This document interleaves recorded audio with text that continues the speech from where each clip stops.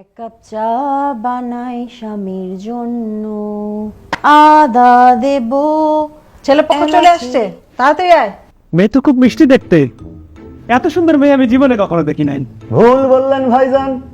বর্তমান বিশ্বে সুন্দরীদের যে তালিকা আছে সেখানে 1 নম্বরে আছে রাশ্মিকা মান্দানা। নাম শুনেছেন নিশ্চয়ই।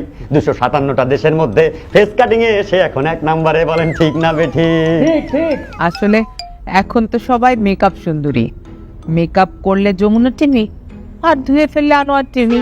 আপা, আমার মা জননী কিন্তু খুব সুন্দর গান করে। সবার একটা গান শুনে দাও না। 71-এর সেই মুক্তিযুদ্ধতে সুফি সম্রাট দেওয়ান বাগি বাবা যান। আরে এগুলো কি ধরনের গান? একটা ধর্মীয় গান শোনাও না। তপ্তবি তপ তপ্তবালি উসব সুফাপ সুপ সুপালি তপ্তবি তপ। আর গান গাইতে হবে না। আমার মনে হয় কি আমরা আগে সবাই একজন একজনের সঙ্গে পরিচিত হয়ে নিই, কি বলেন? হ্যাঁ, আগে পরিচিতি পর্বটা হওয়া উচিত। আমি হলাম পাত্রের মামা, উনি কিন্তু একই সাথে আমার দুলা ভাই আবার শ্বশুর। আরেক হিসাবে উনি আমার তাওয়াই লাগে। আবার ওনার যে চতুর্থ স্ত্রী, তার ছোট বোন আমার স্ত্রী, সেই হিসাবে উনি আমার ভাইরা। চুদলিং পং। আবার ওনার যে দ্বিতীয় স্ত্রী, সে আবার আমার খালা লাগে, সেই হিসাবে উনি আমার খালুও হয়। এরা এত বিয়ে করেছে আর আমি একটা বিয়ে করতে পারছি না।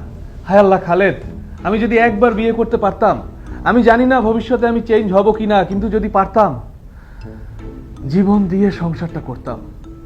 আমি বউয়ের হৃদয় জয় করার চেষ্টা করতাম, কারণ বউয়ের হৃদয় জয় করা মানে আল্লাহর হৃদয় জয় করা। 10 সেকেন্ডস ব্যাক টু ব্যাক। মানে মানে বিয়ে পরে আপনি আমাকে সাপোর্ট করলে আমি আপনাকে সাপোর্ট ব্যাক করব। এখানে যে যার পাশে মানে একজন আরেকজনকে সাপোর্ট করলেই সফল হওয়া যায়। তাহলে তো খুবই ভালো হয়। তুমি কেক বানায় দিবা আর আমি আগারগাঁও কেক স্টেশনে নিয়ে কেক বিক্রি করবো। ওই দেখো আপা জান, কেকের কথা মনে করাই দিছে। আপনাদের জন্য কিন্তু কেকের ব্যবস্থা আছে। করে নয়ন, এই কেক লে, মেহমানকে কেক দে। তোমায় দেব মিষ্টি কিছু, তোমায় আমি চাই, তোমায় আমি ভালোবাসি, তোমায় আমি পাই।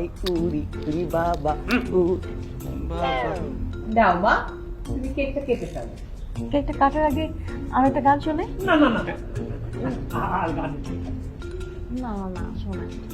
ইনানসে ফখরুল দাদা বইসা রইছে তসলিমা, কাটবো আমি তাহমিনা, দর্শকে খাবে মজা করিয়া। হাই, দর্শকে খাবে মজা করিয়া। আচ্ছা, কেকটার দাম কত? 500 টাকা। আমি আপনাকে 5000 টাকা দিব, আপনি এটা খেয়ে দেখাবেন। এটা তো আমি সবার জন্য বানাইছি, আমি খাবো কেন? দেখেন মামা, এই কেকের দাম 500 টাকা, আমি ওনাকে 5000 টাকা দিব, তাও যদি উনি না খায় তাহলে কি বোঝা গেল কেকের মধ্যে ভেজাল আছে। জি অবশ্যই। আরে আমি খাচ্ছি।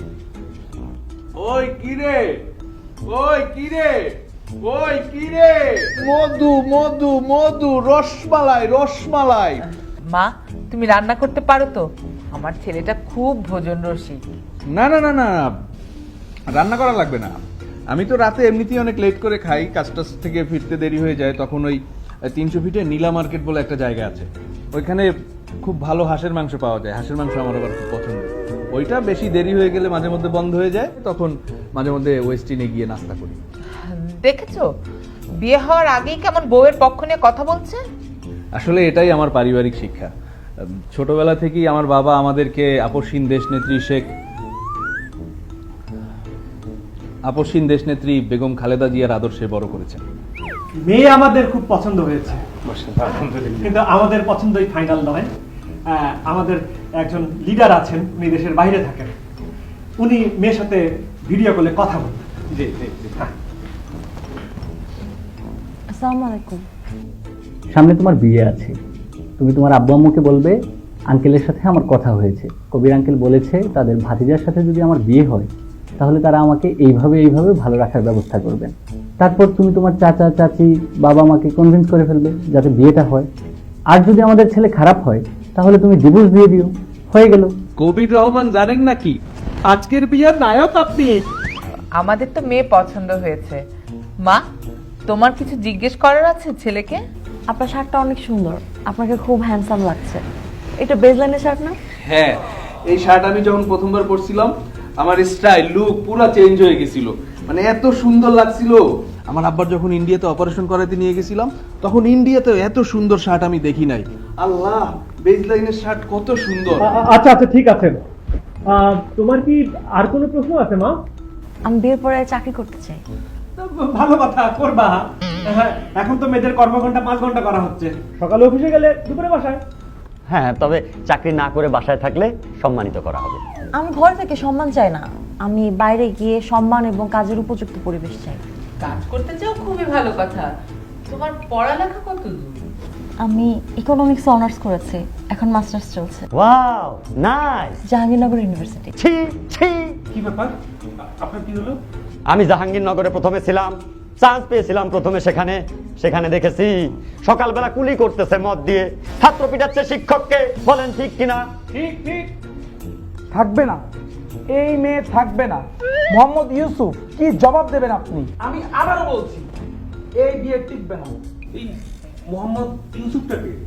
ইউসুফ আমার সম্বন্ধী, আবার আরেক সম্পর্কে উনি আমার খালু হয়। আরে ভাই একটু চুপ করেন তো। আপনার কথা শুনে মনে হইতেছে দুনিয়ার সবাই আপনার কিছু না কিছু হয়, এবং জায়গায় জায়গায় বিয়ে করে রাখছেন। আচ্ছা ঠিক আছে, এখন খোঁজ গল্প পরে হবে, কথাবার্তা আমরা পরে বলবো। খাবারের সময় হয়ে গেছে, আসেন খাওয়া দাওয়া করবেন। আপনাদের জন্য অনেক খাবার রান্না করেছিলাম, কিন্তু সকালে আমার ছেলে স্বপ্নীলের বন্ধুরা এসে সব খাবার খেয়ে ফেললো। আমার গরিবের মুখে এক টুকরা গরুর গোস্ত আর সাথে ঝোল আর আলু আনলিমিটেড, যা যত লাগে নিয়ে খাইবেন। মাছ আছে তো, মাছ আনতে বলো। এই জিল্লো, মাছ দে। আমি গরিব মানুষ, বেশি কিছু খাইতে পারলাম না, কিন্তু মনে করেন না বিষয় আমি আপনার চেয়েও গরিব।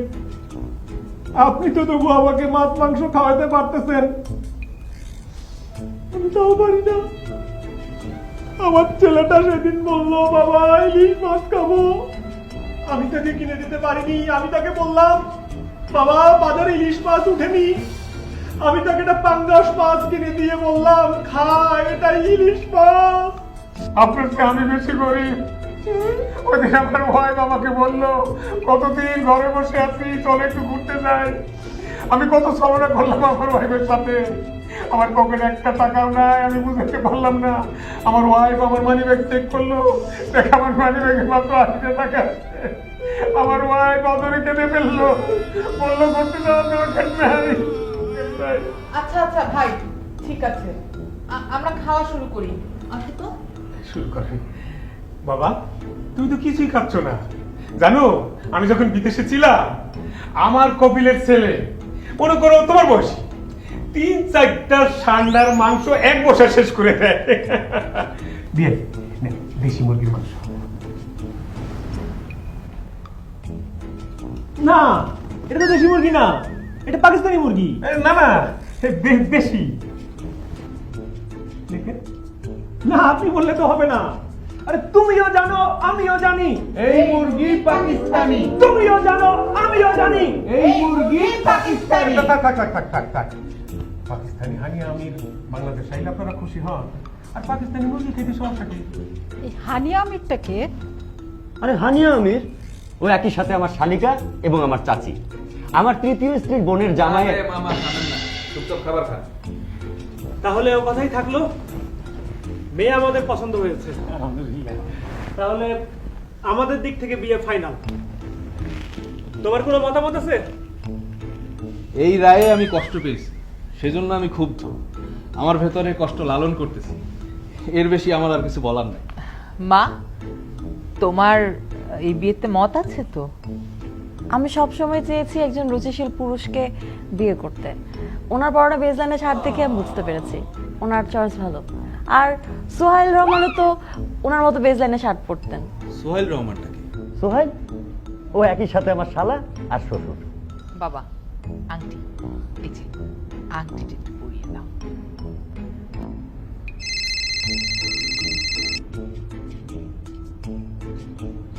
চাচা, বাড়ি ঘর এত সাজানো কেন? আর হেনা কোথায়? হেনার তো বিয়ে হয়ে গেছে। আমি বিশ্বাস করি না। সমাধি ভেঙে মনের শীতল ছিড়ে